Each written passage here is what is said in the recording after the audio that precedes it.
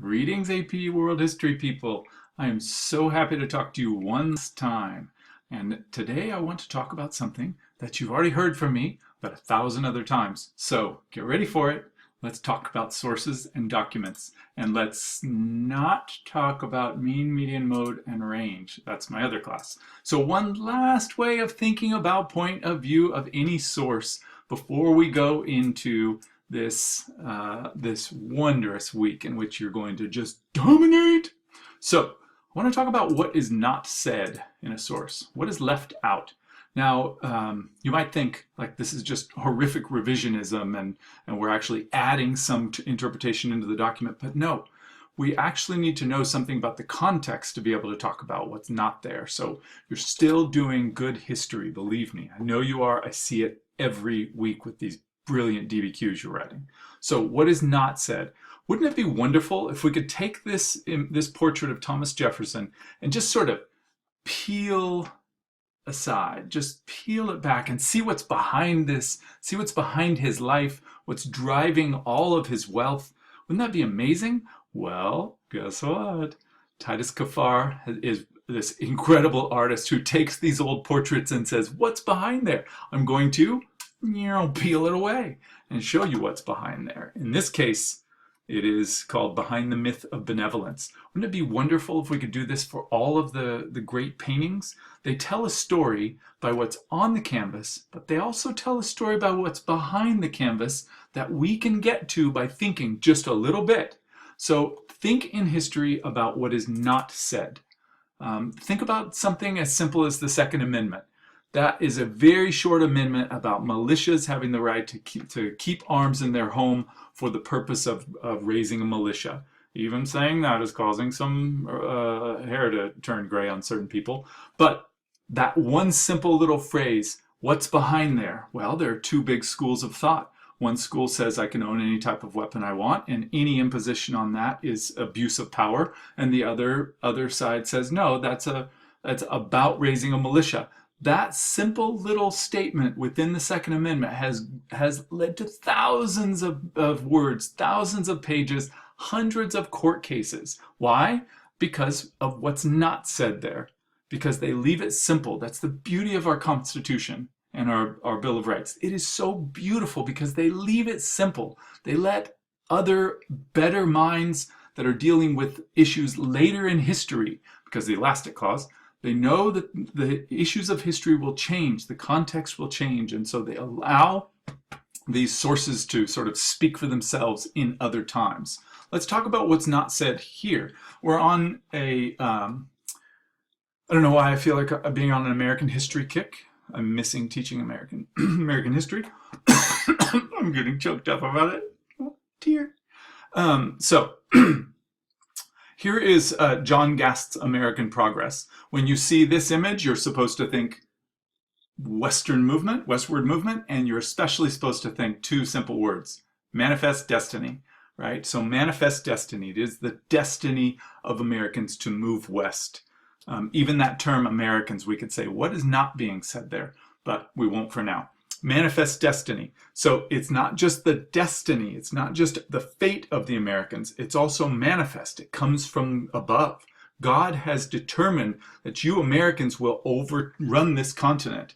It will be this vision that was really a vision of John Quincy Adams, of continentalism, of a continent of the United States, is the way he saw our existence here in the 1820s.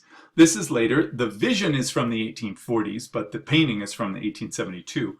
But look at what's not said here. There's an awful lot of whiteness in this painting, right? And who are they driving off? An awful lot of people of color. There are some good animals here, the ones that are tame. There are bad animals here, the ones that are being run off. This is the civilized world running off the uncivilized world, right? This is progress running off older ways of life. Now, what's not said here? Well, if it's God who is determining that these people move west, does it maybe make us wonder if there are another godly people out in the West already? Even another Christian people? maybe Catholics, not these guys, but Catholics out in the West. So it is a very sort of waspy vision, we might say. It is a white Anglo-Saxon Protestant vision of westward movement. You could say that that whole movement of going to the West was a vision of spreading white Anglo-Saxon Protestant values. And so what is not said here is simply that. It's the spread of the light. It's on the canvas, but you say that, right? It's not stated in words for you. It is the spread of the light and the vanquishing of the darkness. Let's see this in some text on the same theme, just because, as I said, I'm feeling very American history today. The far-reaching, the boundless future will be an era of American greatness. This guy, John L. O'Sullivan, is the one who coined the term manifest destiny in 1839. In its magnificent domain of space, the nation of many nations is destined to manifest to mankind the excellence of divine principles. Who's divine? What principles? To establish on earth the noblest temple. See the religious language again? Ever dedicated to the worship of the Most High. If you pick up with your family and go homesteading out to the West, it's not just you and your economic well-being. It is a divine principle. You're establishing a noble temple. You're spreading the sacred and true. Its floor shall be a hemisphere, its roof the firmament of the star-studded heavens. So beautifully written. The union of many republics, etc., owing no man master. Again, what's not stated here? Well, I would say owning no man master in 1839. Maybe he's not saying that slavery is impacting this. A desire to be free and a desire to really be the master of your own domain and be able to rule your own existence. That's not, it doesn't say that here. It's not said here.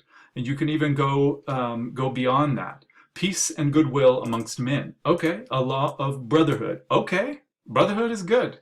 I love brotherhood. But is it only for brothers and not for sisters? Is it only for men and not for women?